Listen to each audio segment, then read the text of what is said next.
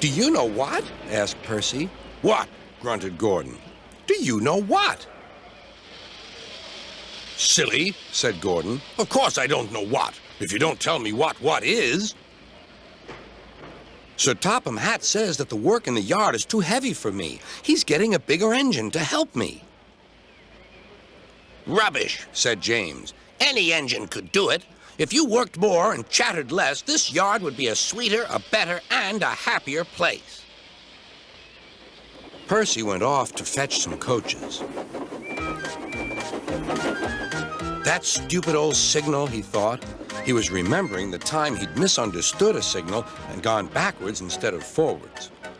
No one listens to me now. They think I'm a silly little engine and order me about. I'll show them. I'll show them. But he didn't know how. By the end of the afternoon, he felt tired and unhappy. He brought some coaches to the station. Hello, Percy, said Sir Topham Hatt. You look tired. Yes, sir, I am, sir. I don't know if I'm standing on my dome or on my wheels. You look the right way up to me, laughed Sir Topham Hatt. Cheer up.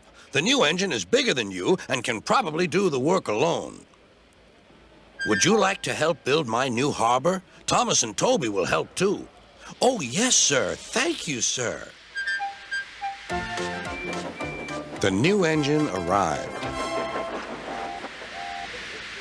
What's your name? Asked Sir Topham Hatt. Montague, sir, but I'm usually called Duck. They say I waddle. I don't really, sir, but I like Duck better than Montague. Good. Duck it shall be. Here, Percy, show Duck around.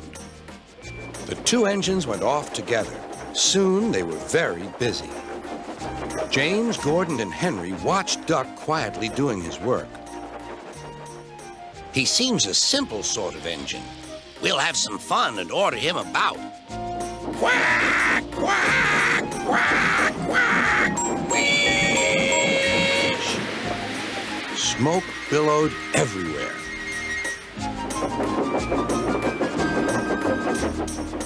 Percy was cross, but Duck took no notice. They'll get tired of it soon. Do they tell you to do things, Percy? Yes, they do, answered Percy. Right, said Duck. We'll soon stop that nonsense. He whispered something. We'll do it later. Sir Topham Hatt was looking forward to hot buttered toast for tea at home. Suddenly, he heard an extraordinary noise. Wheeze! Bother, he said, and hurried to the yard. Duck and Percy calmly sat on the switches outside the shed, refusing to let the engines in. Gordon, James, and Henry were furious. Stop that noise! Bellowed Sir Topham Hatt. They won't let us in, hissed Gordon. Duck, explain this behavior. Beg pardon, sir, but I'm a great Western engine. We do our work without fuss.